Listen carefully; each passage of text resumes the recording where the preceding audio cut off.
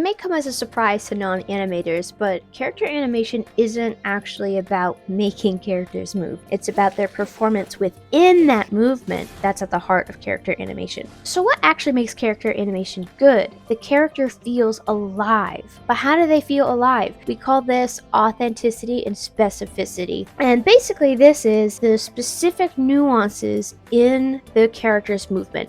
It's how they move that is good. It's not the fact that they're moving, it's the way in which they're moving that makes character animation good. Now, authenticity and specificity can be difficult to understand and put into practice, so I thought I can do a little thought exercise with you, which is what I learned at Pixar. In every production, you have a whole team of artists who are all working together to produce the film or the game, and every artist answers a specific question about that project. For example, story artists answer where the character is in frame, they answer what the character is doing, generally what the character is feeling. You have character artists who determine what the character looks like. You have environment artists who determine where the character is and what the setting is. But notice that all these questions, who, what, where, why, that's all answered by a different team of artists. None of them answer one question, which is how. How does this specific character perform this action with this specific intention and emotion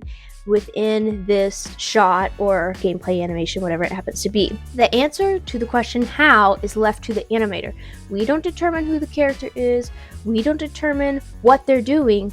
We determine how they're doing what all the other artists have already answered beforehand. So to illustrate this, I thought it'd be good to compare two games, and I'm going to oversimplify the who, what, where, when, why questions just to illustrate this point. So who is this character? She's athletic, she's skilled at combat, both melee and range. Why is she here? She's on a mission to save humanity. What does she look like? She's fit, has long hair, fair skin. Where does the story take place? Post-apocalyptic Earth. And the question the animator answers. How does she move? How does she attack?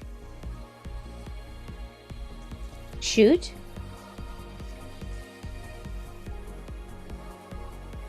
Dodge? Run? Sprint? Jump?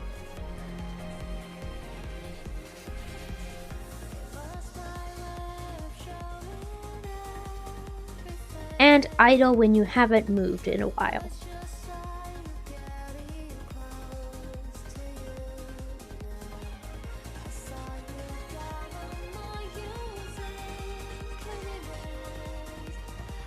As you can see, the animators answer the question how very differently. Both of these characters feel very specific, but in different ways. So let's go ahead and break down some techniques that they use to create this authentic movement, and we'll use Eve as an example. So one way to incorporate specificity within your animation is setting default posing rules that you always adhere to. So let's take a look at Eve. Something I noticed is the angle of her knees. They always point inwards towards each other, and this creates this beautiful, appealing line of action all the way throughout her spine, and it's just so fluid. It makes her look slender, and they always do this when she's in combat. She has her knees pointed kind of inward. When she's idling, the knees are inward. When she's climbing over a lava pit, her knees are inward. Even when she's running, you see how when she's running here, how her knees, they don't go outward, they go inward. And this is a very specific rule that they chose to adhere to make her movement specific. There's another thing I noticed, and that has to deal with her head angles and her head tilts. She tends to tilt her head down and to the side and then look up, and this is very appealing. Disney actually used this a lot on all their princesses. It's a very nice way to get appeal built into feminine characters, and they built that into Eve, so you can see a lot of clips where she does this. And this is another posing rule that the animators adhere to keep her on model, because a very important concept is that your rig's pose is not necessarily on model, even though in its T-pose it is technically correct anatomically, but it's not personality-wise necessarily on model. So there are definitely more posing rules that Eve has.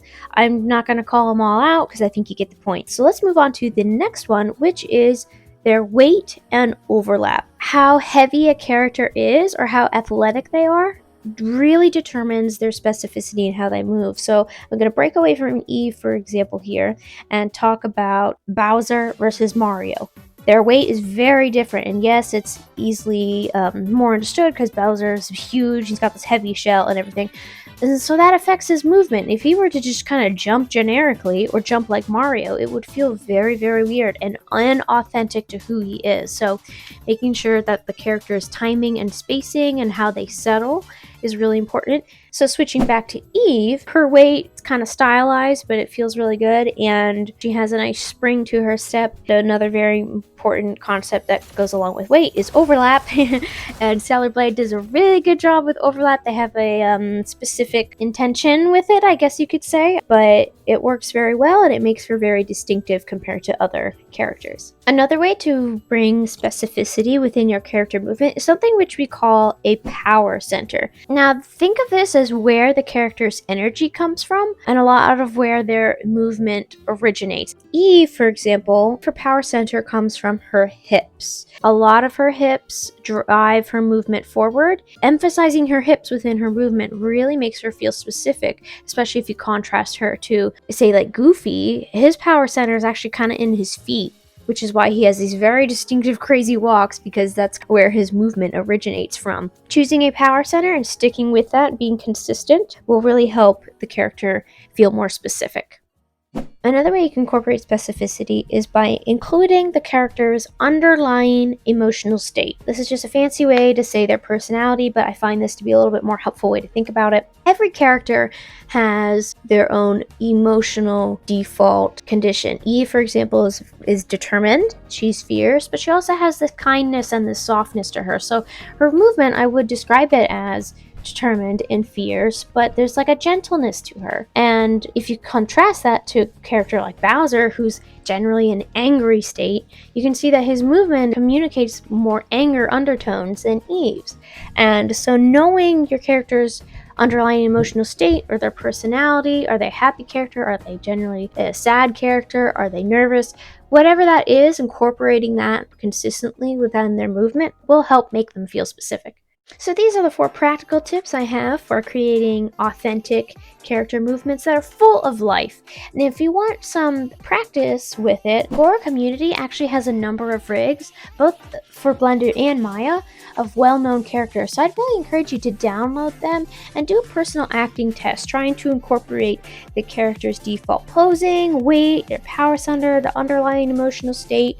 If you choose a Toy Story character, for example, watch the original film and pay attention to how the characters move in these ways so you can sink it in, and then shoot video reference of yourself trying to do authentic acting choices, knowing that your video reference will have limitations because you physically can't perform everything that that character actually can.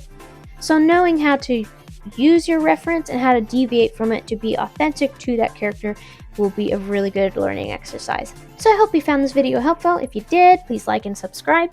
And as always, happy animating!